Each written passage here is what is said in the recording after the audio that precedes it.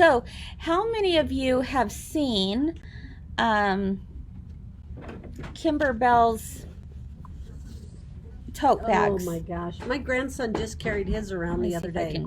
Wants He another did. one. He wants another one. Why? What's he doing with them? He just likes to carry stuff with him. That's good. Yeah, Carry he his loves books, carry his cars, tractors, cars, so yeah, whatever. Legos. Right? Okay, so they have them in denim. They have just solid canvas. That's a little bit smaller. My favorite is the buffalo check, but the gray. The gray and cream buffalo check. Isn't that pretty? And then they also have the black and white buffalo check. Now, let me tell you, if you've never seen why these are so amazing, it's because they actually come up and, now don't pay attention to the other side because I've already sewed one side for my demo today. But they actually do come with the sides, let me see, already open. So look, here's the tote. There you go. And the sides already are open. And the reason for that and they're finished nicely on the edges. They're finished nicely. They're serged. So why would this be a big deal, Kyle? Tell us. You can get it into your machine and not, I'll put something in the machine and I'll end up with this underneath and I'll catch it. Exactly. And then if I embroider all those stitches on it, I'm not unpicking it. I'm having to throw the whole thing away. And then you're going to say those bad words. I never say bad words. Yeah, sure. So I throw it across the room too. You throw it across the room. Yeah, and so when, like a ready-made tote bag, you usually have to just kind of, pull out the stitches if you want to try to get it in there. Some are easier to get on than others, but it just helps. You can take the tray off, the table off, but this is so much easier because you can get it in straight in like this instead of having to put it to the side. Yeah, so for those of you who have embroidery machines, talk about simple. It already comes undone, but the sides are serged. You just put it on the hoop and you're able to embroider without any issues whatsoever. Those of you with sewing machines, same idea. You don't have to, if you can embellish and applique and all of those. Let's take a look at one of the Kimberbell totes that we like to show off at summertime. Isn't that adorable? So this one is from Vintage Boardwalk, and it's got the pockets in the front. That's clever. So cute, right? And you're able to embroider right there. Isn't that fun? And look how cute. The beach ball has vinyl over the top. Shiny. I like shiny. And it's lined.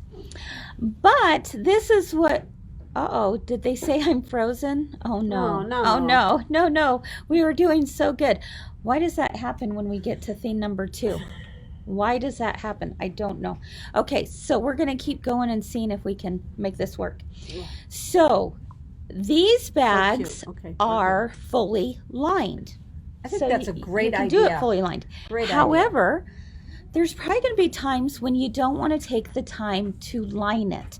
And so that's what I thought I would do our how-to today was, how do you make a beautiful seam that doesn't have a raw edge? Do you know how? I do. What is it called? French seam. French seam. Ooh la la. Ooh la la French seam, right? Because you can do those in your pillowcases too. Yes, you can do it with your pillowcases, your bags, zipper pouches. What else would you do a French seam?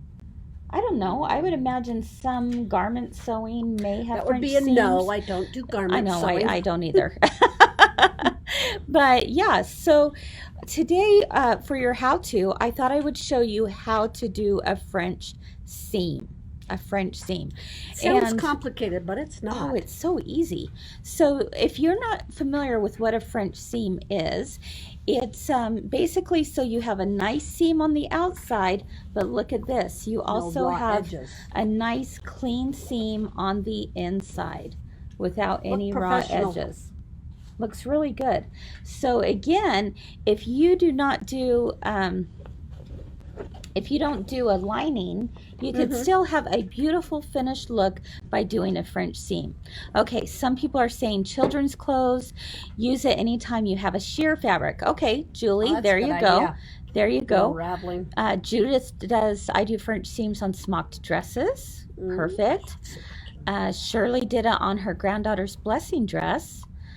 Sandra does it on pillowcases.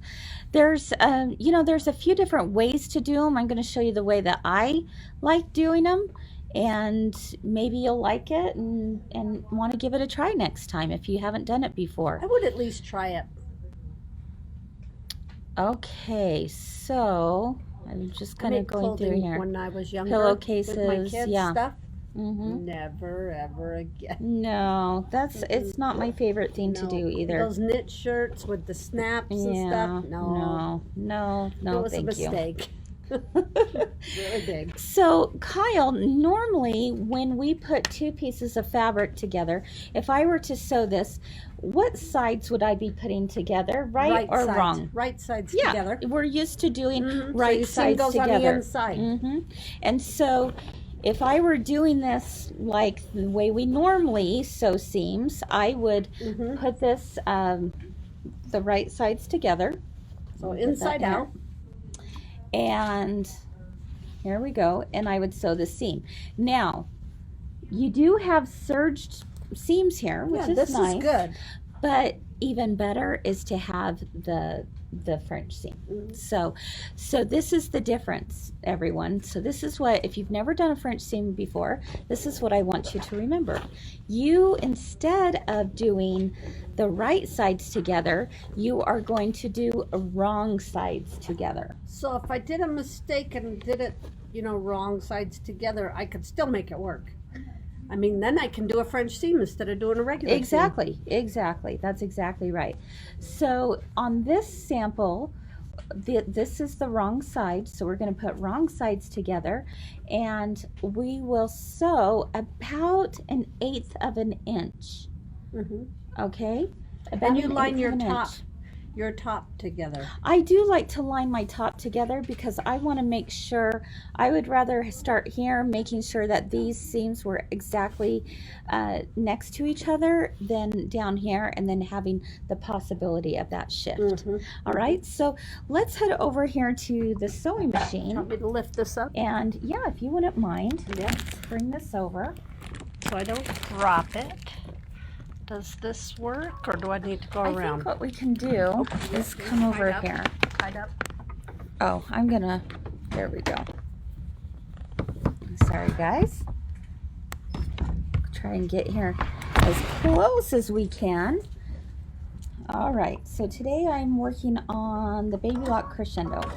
Okay, so I have my raw edges to the right here, and I'm just going to move my needle width over to a 7.0. Basically what it is, it just means I'm moving it over towards the right as far as I can go, so that I have just a little bit, maybe about 1/8 of an inch seam allowance. And you've got a certain foot on? Just my regular foot. And again, don't forget, this is the step that you don't want to forget. You're going to put wrong sides together to start a French seam. So with a French seam, you actually are sewing this twice. You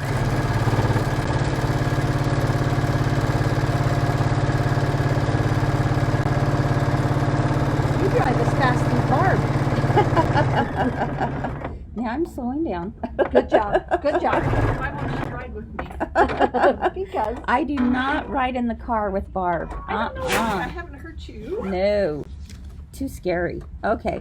So so here we go, everyone. I have done my wrong sides together. I've done about 1/8 of an inch seam, and now what I'm going to do is turn it right side out. what? Wrong side out. Wrong side out. Right side in. Yep. That's right. Right side in, wrong side out. Right. Correct. Correct. That's right. Don't use the word right, Who's on right? third? Yeah, exactly. Okay. So with that now being done, what I'm going to do is I'm just going to kind of pull that seam out. I don't want any tucks and stuff in there, so I'm just pulling it out. Not a big deal. Doing a little finger press here.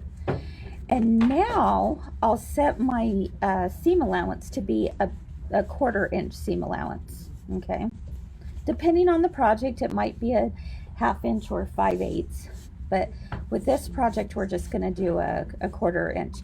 And what's going to happen is when I do I already did an 1/8 of an inch. Now when I go in to do a 1/4 inch, can you see what's going to happen? It's actually going to enclose that raw edge that's on the other side. All right, so let me go ahead and position this underneath my needle. And you already have it lined up at the top, so you know you're good. Exactly. I already have it lined up at the top. I'm going to move my needle position back over to a 1/4 inch, which on my machine is a 5.5. But you all will know where your 1/4 inch is, right? Oh yeah, absolutely. Absolutely. Because I use a guide foot. Oh, there you go. That works. Okay, it is a little bit thick here, so go ahead and I'm gonna just pop my little baby in there. There we go. And do a back stitch. Now, if you tried to go too fast through that, you could break a needle. Yeah, there's a lot of thick layers right there at the end, so you're gonna want to be careful with that. And there you go. That's all there is to it. So look at that beautiful seam now that is completely enclosed. You don't have any little frays or raw edges coming out.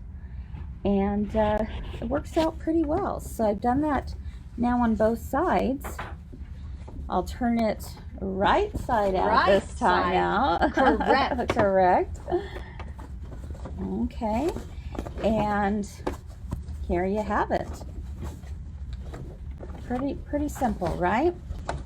So just an easy little tutorial for you today to think about, so that the next time you want a finished, beautiful looking seam without any raw edges, then this might be just the ticket. Slick. I know, it's nice, isn't it?